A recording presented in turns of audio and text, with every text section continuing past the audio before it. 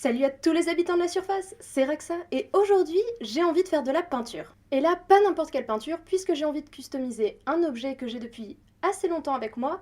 Attention, très grande révélation, je pratique le badminton. C'est un sport que j'aime beaucoup, j'y vais avec une amie 2 fois par semaine et il se trouve que j'ai customisé la boîte de volant de cette amie il y a déjà quelques temps. Et c'est ce que j'ai envie de faire pour moi-même cette fois-ci dans le projet d'aujourd'hui. Donc on attrape ma peinture et ma boîte et c'est parti.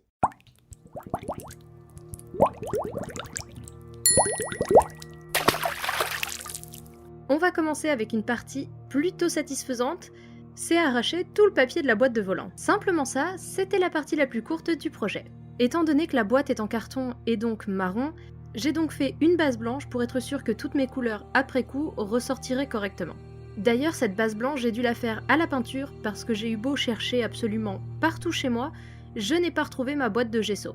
D'ailleurs, même quand j'enregistre cette voix off, je ne sais toujours pas où il est. Et pour celles et ceux qui ne sauraient pas, le gesso est justement fait pour faire ce genre de base.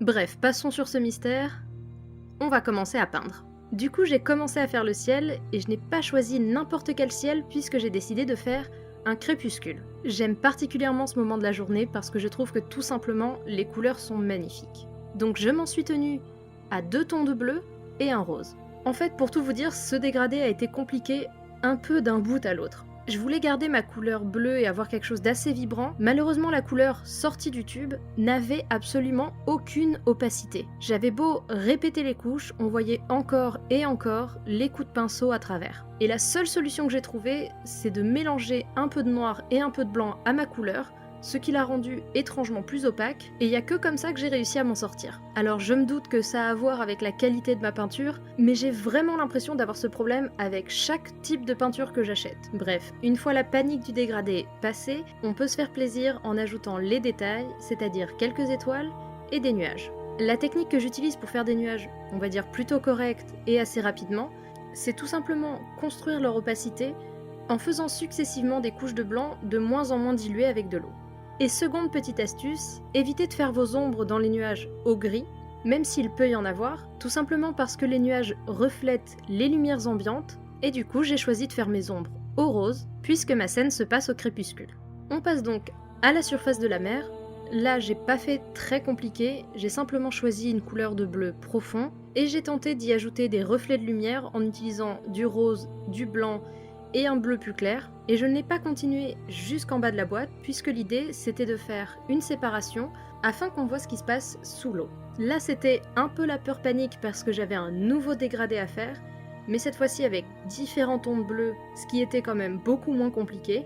Mais ensuite, comme j'ai voulu faire le fond de la mer, j'ai tout simplement pris du jaune que j'ai dégradé avec le bleu tout en le laissant se mélanger pour qu'il devienne vert. L'idée c'était de donner l'impression qu'on voyait le fond de la mer et qu'on avait atteint une zone de sable. Et si j'ai fait ça, c'est pour pouvoir faire un effet que j'aime beaucoup faire quand je peins une scène sous l'eau, c'est ces petits effets de lumière qui se reflètent sur le sable.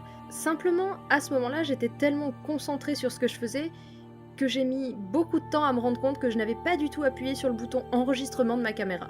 Donc je suis vraiment désolée, mais du coup il va manquer 2 choses, c'est-à-dire toute la peinture de ces reflets dans l'eau, et aussi le fait que j'ai recouvert totalement le dessus de la mer, parce que je le trouvais vraiment trop cartoonesque, et que ça me plaisait pas du tout. Donc j'ai juste pris ma peinture bleue nature, j'ai recouvert le tout, et j'ai profité du fait qu'elle soit un peu transparente pour garder un petit peu de ces effets de détail quand même en dessous de la peinture, mais les atténuer grandement. Donc comme quoi, on peut toujours trouver une utilité à une peinture qui ne couvre pas. Maintenant que toute la base de mon décor est terminée, je peux m'attaquer à la suite et du coup rajouter des rémoras. Je pense que les personnes qui me connaissent un peu ont vu venir ce twist de très loin. Que voulez-vous? Le rémora est un poisson que j'affectionne tout particulièrement et certainement l'un de mes animaux préférés. Du coup j'ai décidé d'en peindre plein sur tout le tour de ma boîte. Chose que j'ai trouvée particulièrement compliquée, tout simplement parce que trouver un bon angle et une bonne manière de tenir un cylindre pour peindre, c'est compliqué. Il m'a fallu plusieurs jours pour venir à bout de ce projet, et quand j'en suis venue à peindre les rémoras, je me suis rendu compte que l'angle de caméra que j'avais choisi était franchement loin d'être idéal, et c'est pour ça qu'on va opérer un petit changement. Je pense pas que ce soit parfait non plus, mais je pense qu'on évite un peu plus d'avoir trop de reflets, et surtout d'avoir moi qui sors du cadre toutes les 5 minutes.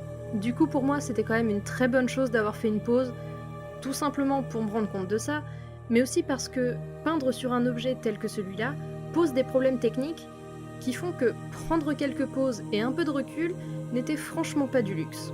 Je vais vous avouer un truc, même peindre autant de Rémora, j'ai fini par en avoir un peu marre. J'adore ce poisson, mais répéter le même design en boucle sur un cylindre, croyez-moi, c'est pas si facile que ça. Mais ne vous inquiétez pas, mon amour pour ces petites bêtes et la peinture ont quand même gardé le dessus. Du coup, on n'a plus qu'à faire les petites bulles et quelques petites retouches. Et une fois que tout est bien sec, on n'a plus qu'à passer un vernis protecteur sur le tout. Du coup, je n'ai plus qu'à faire un petit transvidage de mes volants dans ma nouvelle boîte.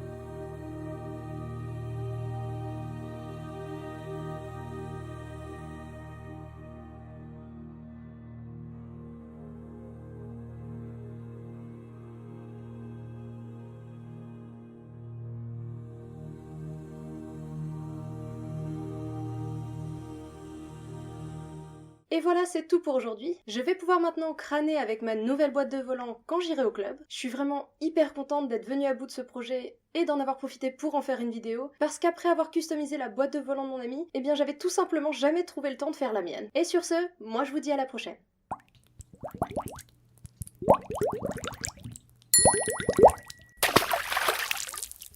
C'est terrible là, j'ai un gros blanc.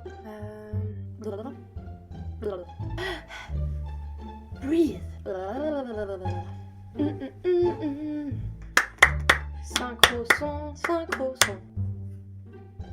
Ne parlons pas de Bruno, non, non, non. Ne parlons pas de Bruno.